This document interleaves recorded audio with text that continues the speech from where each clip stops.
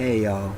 So it's been like a week and a half, almost 2 weeks since I last posted a video besides the ones tonight. This is going to be my third video out of 8 that I upload tonight. Yeah, I got a lot of catch up to do. Yeah.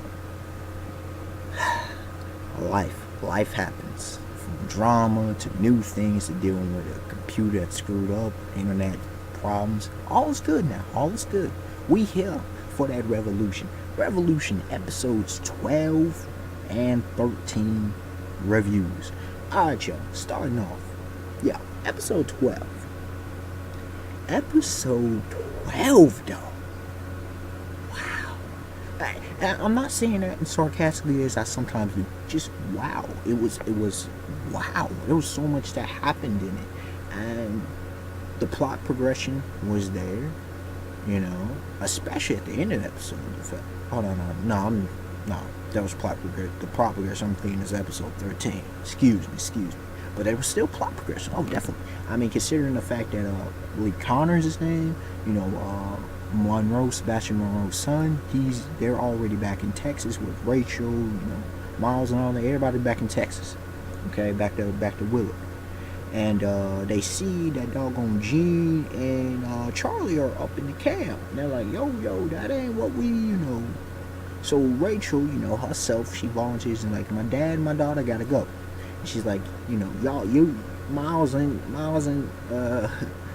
Monroe, y'all can't go in there. Come on now. And they're like, all right. So they reluctantly let it go in.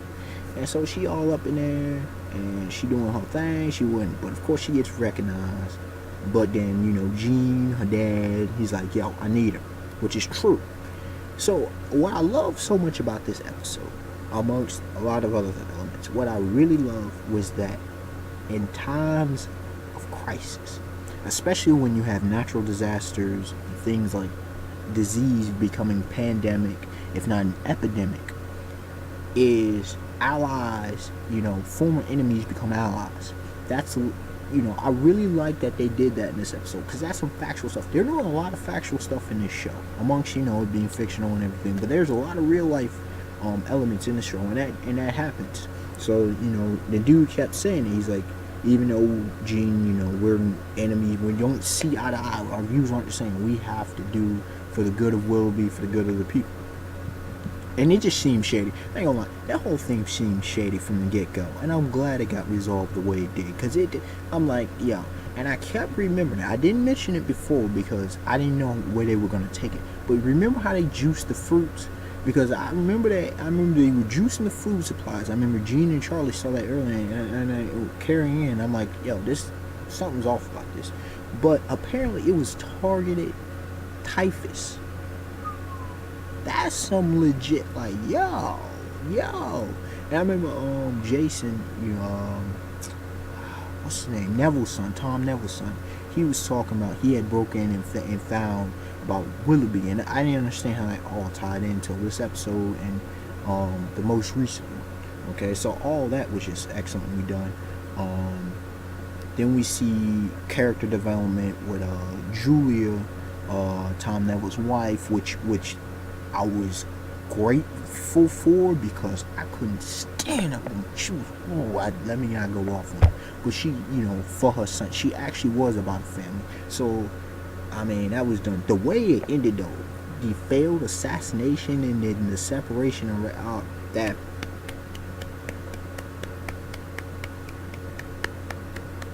Applause for that whole scene. Just excellently done. I mean, the whole thing, and then to keep this, pretty short, because there was a bunch of junk, but I can't remember all of it. But it doesn't matter. You saw the episode. Right before that, I get to that part, one thing I will say is Priscilla, Aaron Pittman's ex-wife, trying to go away, but it's almost like God concept. Grace had brought that up, that the AI is kind of like a god. It's everywhere and it has a mind of its own. It's kind of like God. It's pretty interesting. And so Priscilla don't want to go with Aaron. Aaron's like, we need to go to Lubbock. I don't know why, but we need to go. And she's like, nah, Aaron, I need to leave. Tree brought down. No, no, no. You going. Yeah, no. You're not getting out of this path you've chosen for. No, no, no, no, no. No, no, no. So I really enjoyed that part. And yo, Miles. Yo, I had the same face when he stuck that dude with the needle of the typhus, the infected needle, the infected blood. I think it was Jean's blood. Yeah, I had the same face as Doggone Monroe. That smile, I was like, yeah, go in, man, go in. And then, Connor and that ended scene, that ended off. That ended, though. That ended with that face off. That hostage situation, trying to get the medicine out. Oh, so overall, episode 12 of Revolution season 2. Oh, it was perfect. It was 10 out of 10. I had no complaints. It was handled beautifully, excellently. Now to episode 13, the most recent episode from back last Thursday. Okay. With episode 13, we start off with the situation, also no surprise, from last week. I'm glad they didn't switch it up because I was remembering, I'm like, yo, how is this going to end? And how it ended, Miles with the sniper. Like, yo, Miles and Monroe. I see how they were able to form the Monroe Republic and just be, these dudes are killers on another level. These dudes are hard as hell to kill, and then, oh goodness, they're good with, sword play, various types of guns. Charlie ain't quite on that level, but yo, Dave taught. No wonder Charlie's so beast. Hanging around these guys. No wonder even Rachel, who's a scientist. Come on. So Aaron. Wait, slight change. Let me deal with this. Aaron, bro, he need to learn how to fight. I'm just saying. That would be some great character development. Teach him how to fight. I'm not saying he got to be a killer or nothing, but come on, he got to be able to defend himself. But anyways, a whole nother point. So that whole scene was just well done. Can't say it dragged. It was well handled. So I really like that. Leaving the dude for dead. Whatever. Getting a situation in a way that was a suspenseful scene when they were exiting the camp with Jean, Charlie, and Rachel. That was again, I gotta applaud it. Excellently handled by the Revolution Cat. Excellently done. That's all I have to say. Just excellently done. Exquisite. And so we move on. I like that we had a time skip. Minor one, but we've had them, but I like that. That's one of the things I like about this show. We don't spend too much time on travel. They keep things rolling and keep things popping. When they get to Lubbock, I have to talk about Aaron Pittman and Doggone Priscilla. When they get to Lubbock, man, that whole church scene, very, very nice, very nice, very nice, very, very. First of all, I like the song. But yo, that church scene though, very well handled.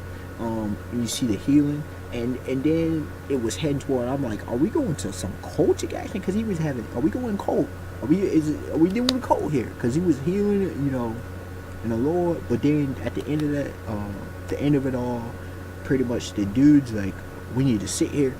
Wise. That's actually wise. Y'all need to stop fronting Aaron and Priscilla. Y'all need to stay in one place and find out what it wants. Right. That's somebody using their head. Right. And he's like, and the whole thing about faith, that's borderline but right. He's borderline but right. Well handled. Let's see, what else? Gene's good to go. Glad to see that. He was doing death's order. And one thing I forgot to mention in part of episode 12, I really liked what he said while he was dying. Okay, I really liked what he said about his wife and stuff, because we got backstory there that we didn't have, which was good. And that kind of stuff carried over, and we see Rachel and him, how they're like. Miles taking Rachel to the movie, the Dover driving, that was a cute little scene. Coming back, Neville Dove. Getting Jason. Okay, so Jason's still alive. Yes. Yes, I like him. I especially like him and all that all black. He looks beastly. Oh, let me talk about the clothing. Doggone, uh, Charlie, her clothes just badass. And that didn't Duncan. I'll talk about Duncan. I'll get on Duncan. Okay, her badass. Okay, really badass. But anyways, we talking about Jason and Tom. So Tom goes to Willoughby and then he tracks down. And what he's gonna do, I don't know. I don't see with Tom. I don't know. Because on one hand, he's trying to save Julia, but I don't think he trusts the Patriots. He's probably pissed and wants to kill him. So what he's about to do, I don't know. Because he tells Miles, the old line. But the president, we did meet the president, which was very nice, saying he knows he's a, compulsive lie. And the only reason keeping him alive is to, he needs Monroe, or he needs him off. One of the two, I forget. I think he said kill Monroe. I think so. But, that shows you how big of a threat Monroe is. One man is worth, I don't even know how many. One man, Monroe. And we saw that in that fight, though. That was...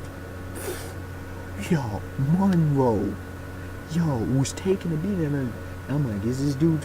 But no, flip the switch because it's playing. And I'll do it to play in a second. But I just have to talk about that scene, though.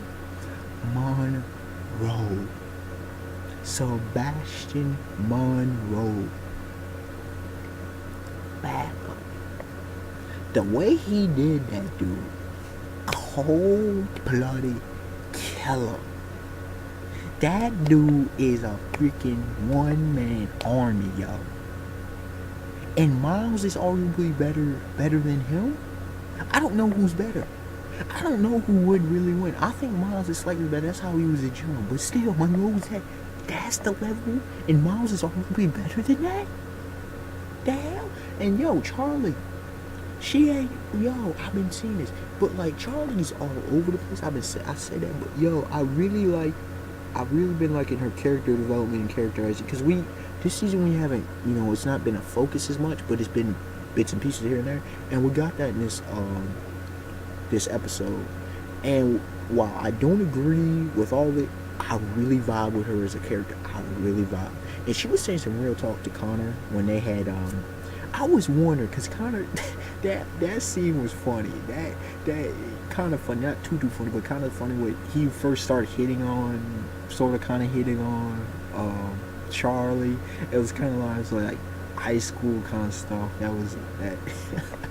And she read right through it, which is great. And then walking in, I'm like, are they gonna be in a relationship? And lo and behold, this is the second time we've seen this season when she just kind of hooks up with a guy. But her explanation, because I was bored, because you're cute and I was bored. Like, I will say this, I don't necessarily agree with her way she goes about it, but I find it attractive that a woman, she knows what she wants and she goes and gets it. I'm not saying she should be the hunter or anything like that, but she goes and gets it. I like that. I really like that she's confident, very confident, and he sensed that, like, she knows how, she's just badass. Let's just be real. She's badass. I mean, she's attractive. She's a killer. She's a soldier. She does this, but she's still very quite feminine. So there's, it's a mix. It's the beautiful mix. But then her talk to him about how, you could see, we might be dead in a year. She's been through it. And she was laughing and smiling and talk about him having a gun to his, that whole scene. That's what made it cute. Funny, because she's like, what she's been through. I mean, she's seen her brother die. She's been through a boatload. She's been through a war. And she knows how it goes. So that talk, into her psychology, we saw that kind of in episode 1 with that just her wandering state, and so I thoroughly enjoy that.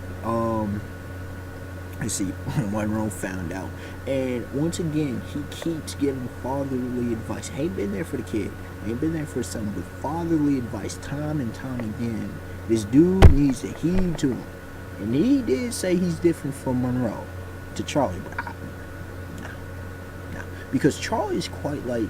She's different, but she's like Miles. So, I mean, Miles, even though he's not a real father, he's practically your father. And then we see Rachel and Miles, finally, get together, hook up. Say 20 years of foreplay. Thank you. Progression there, thank you. Stop playing around. Progression. Neville showing up. What else? Oh, that last scene though. New Vegas. Now I kind of had a smile on my face when they said New Vegas. They were there, but I wasn't catching that early in the season. But anyways, New Vegas. That put a smile on my face. Going to get mercenaries. New Vegas. $30 a head. And Duncan though. I mean, that new Gould. He's just your typical sleazy kind of, take what you will, that kind of gent. But Duncan, I was surprised too, along with him. Duncan was that female. The way they did it was beautiful. It was just elegantly done. Okay, so like they go from that dude, he's like, all right, yeah, that's the dude, that old guy. But then this female, like, and she's attractive. Not gonna lie, she's attractive, very attractive. No scarred up. So it's like, like, how did she get to the position that she's in? Like, this female. And it was obvious that she had a former, they had some kind of former relationship. She, her and Monroe. And will that be rekindled? I would like that. I would very much like that. Because look, man, let's get real. Monroe needs somebody. Come on, man. Monroe freaking needs somebody. Let's get real. And plus, maybe she'll keep him level-headed. I mean, his son there, he's already started level-headed. We've got plenty of character progression. Him and Miles both. But doggone, keep him level-headed. She's a tough. She reminds me of Charlie. And that's what I was talking about. Did y'all see her threads, dog? Did y'all see her threads? And telling him to get up and, that woman. See, that's what I want. I vibe with her already. See, that's how you do characterization. That's how you do it. And, her being the person, she has 30 dudes, 30 killers under her employ. Come on, man. Well, yeah, she drives. So what she'll actually do, because we see at the end of the episode, doggone Monroe, that was kind of fugazi a little bit. I ain't gonna lie, that dude kind of found him a little bit fugazi, a little bit flawed. I'm sorry, I gotta call it out. Like, it's understandable, but I'm like, I went to about the ending. They should have got one. Not because I want, they should have got a win. But we do probably get to see more Duncan, so that's a plus. And what's Charlie about to do? Do what Charlie does. Monroe telling her not to get killed, Charlotte, while he's on watch. So I love the relationship developing between Monroe. He goes from this dude who, locked a brother up and all this other stuff, and Rachel, even though Rachel blames Monroe for having her son killed, he's not entirely connected. It's confusing, but he's protected her, so he had become the uncle, and Miles has become the dad, the adopted father, and his protection, his accountability to Miles, and his just being there, and in their bond you can see it developing. So it's great. I love that, the bond that they're developing. And the fact is, if her and Connor actually do get into a relationship, I'm just saying though, he'd become even increasingly more fatherly. So it's like having two. So yeah, what's about to happen, I don't know. I almost never know with Revolution. Come on, you can't predict with this show. But video's long enough. Alright, y'all, the unexpected one, to like, comment, subscribe. Tell me y'all thoughts on this episode, or these episodes, what you thoroughly enjoyed, what you liked and disliked. And as far as in episode 13, I'll give it I'll say it was an 8.5 out of 10. It was an outstanding episode. The pacing was well done. Many scenes were well handled. There was some things there, like the ending, I was not too much of a fan of. It wasn't terrible. I wasn't too much a fan of. Especially with a guy like Gould. We did get to meet new character in Duncan, and Like there was a lot of good elements. There was just some things. Neville, once again we don't know what the hell. Like Neville is it's Neville, and like the dude's still alive. One dude, so and he's trying to act tough. Like there's just certain elements that degraded it from perfect. It wasn't like episode 12, just wow. But yeah, y'all. Till next time, peace.